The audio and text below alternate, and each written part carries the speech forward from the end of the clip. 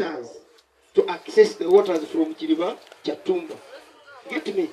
And whoever would visit the spring would pay some money. He had even put a pot across.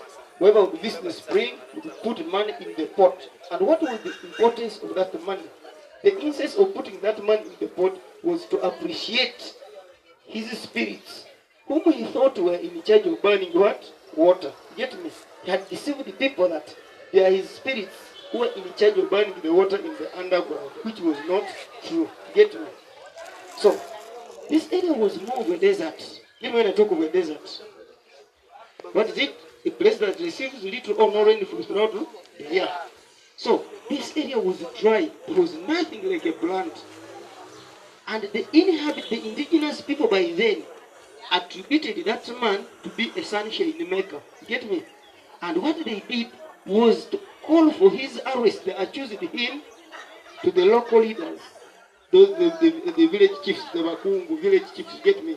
By that time, 1950, the Kabaka, the king, still had more powers. You get me? So they would influence whatever activity would be done in the area. So the king or the village chief arrested him, and where he was taken, nobody can tell. Not the Bakongo here had their kingdom called the Renzuru kingdom. I've ever heard of it.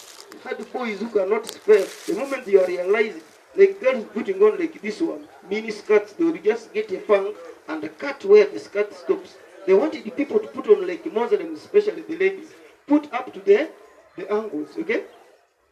So where they took him, nobody can tell. So the spring was left to him to make a son. People feared the place because they had even decorated the place with shrines, animal blood everywhere.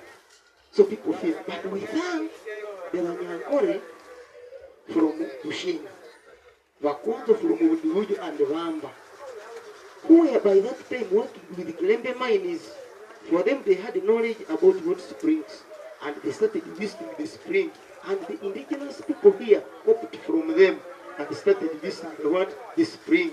And when it came to 2000 and 2011, the indigenous people here, that is the Wakonzo, had picked a lot of interest in the spring and have developed it up to the present situation, or the present level. Okay? Now, when we look at the factors that have contributed to the growth of this spring, then we look at one, the major factor we base on is psychosocial education given to the people around here. That is changing their mind from changing them from the cultural or traditional beliefs about the formation of hot springs to the modern knowledge, that is scientific knowledge about the formation of hot springs. That one stemmed the development, it is where it's just the stem of the development of the spring, where the development of the spring started. That psychosocial education, psychosocial knowledge. You get me?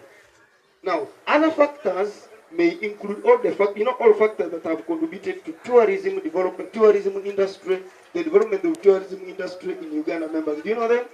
Can we mention one by one? At least three.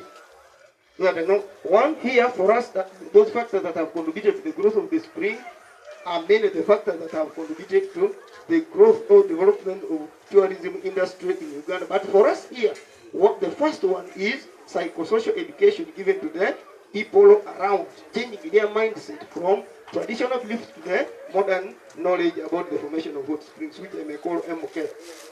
M, not Mhoske and Rugawa, but modern knowledge. Now, next factor that have contributed to tourism, the development of tourism industry in Uganda, one,